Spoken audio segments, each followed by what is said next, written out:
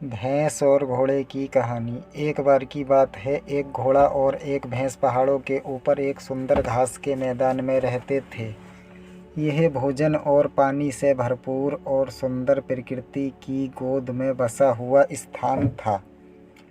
पहाड़ियाँ कोमल हरी घास से लदी हुई थीं।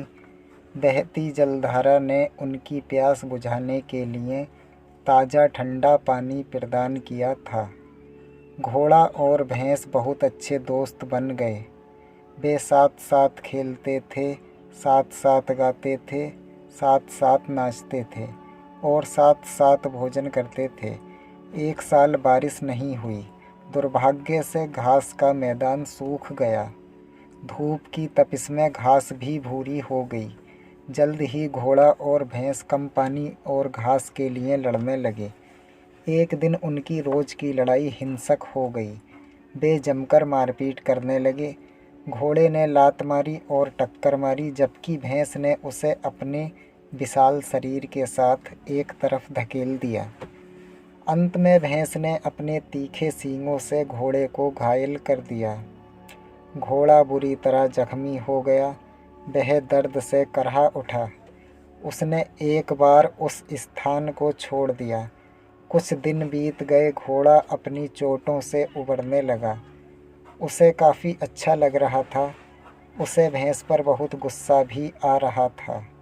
वह भूल नहीं पा रहा था कि कैसे कभी उसके पक्के दोस्त भैंस ने उसे इतनी बुरी तरह चोट पहुंचाई थी। वह अपना बदला लेने की योजना बनाने लगा। उसने सोचा और अंत में एक निष्कर्ष पर पहुंचा। उसने मदद के लिए एक आदमी के पास जाने का फैसला किया। वह एक आदमी से मिला और अपनी कहानी सुनाई। उसने मदद की गुहार लगाई। उस आदमी ने कहा, अच्छा मेरे प्यारे घोड़े, तुम और भैंस आपस में लड़े और तुम हार गए। हारने वाले की मदद क्यों करनी चाहिए? इसके अलावा भैंस के तेज सींग होते हैं। अगर वह तुम्हें चोट पहुंचा सकती है तो वह निश्चित रूप से मुझे मार डालेगी। उस आदमी ने कंधे उचकाए और कहा, तुमने मेरा फैसला सुन लिया, अब मुझे जाने दो और अपना काम करने दो। घोड़ा उदास हो गया। जैसे ही वह आदमी आगे बढ़ने लगा, घोड़े ने दयनीय स्वर में फिर से विनती की, यदि आप मेरी मदद करते हैं तो मैं आपको उस शक्तिशाली भैंस को पकड़ने में मदद करूंगा। फिर आप उसे रख सकते हैं और मैं अपने घास के मैदान में अकेला रह जाऊंगा। वह आदमी इस प्रस्ताव पर रुक गया और सोचने लगा, लेकिन फिर उसने हंसते हुए जवाब दिया, पकड़ी गई भैंस का मैं क्या करूँगा? वह मेरे किसी काम की नहीं रहेगी। घोड़े ने उसे यह कहते हुए मनाने की कोशिश की कि इसका दूध न केवल मीठा है बल्कि बहुत स्वास्थ्यवर्धक भी है। यदि आप इसे रोज़ पिएंगे तो आप बहुत मजबूत हो जाएंगे। अब वह आदमी संतुष्ट हो गया और घोड़े की मदद करने को तैयार हो गया। उसे केवल भैंस के सींगों की चिंता थी। घोड़े को एक योजना सुझाई।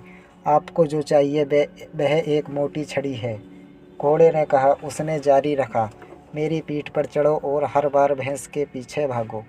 उसे छड़ी से मारो। वह मेरे जितनी तेज़ नहीं दौड़ सकती और इसलिए हमें पकड़ नहीं पाएगी। आपकी योजना बहुत अच्छी लगती है। मुझे उम्मीद है कि यह काम करेगी। मैं इस सौदे के लिए तैयार हूँ, आदमी ने खुशी से कहा। उन्होंने अगली सुबह योजना को अंजाम देने का फैसला किया। वह आदमी अपने हाथ में एक बड़ी मोटी छड़ी लेकर घोड़े की पीठ पर चढ़ गया। उन्होंने घास के मैदान में भैंस को देखा। घोड़ा भैंस के पीछे से भागने लगा और उस आदमी ने उसे छड़ी से मारा। योजना काम कर रही थी। छड़ी के कुछ जोरदार प्रहार के बाद भैंस जमीन पर गिर गई। उस आदमी ने जल्दी भैंस को पकड़ लिया और उसे अपनी झोपड़ी के बगल में एक पेड़ से बांध दिया। घोड़ा अपनी जीत पर खुश था। उसने न केवल अपना बदला लिया था बल्कि घास के मैदान का एकमात्र मालिक भी बन गया था। उसने उस आदमी को धन्यवाद दिया और जाने ही वाला था कि उसने देखा कि वह भी पेड़ से बंधा हुआ है।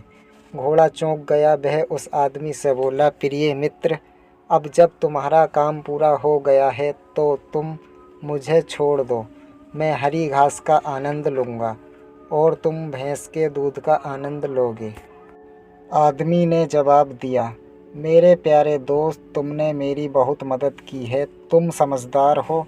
तुमने मुझे भैंस पकड़ना और घोड़ों की सवारी करना सिखाया। अब मुझे अच्छी तरह पता है कि तुम दोनों बहुत उपयोगी हो।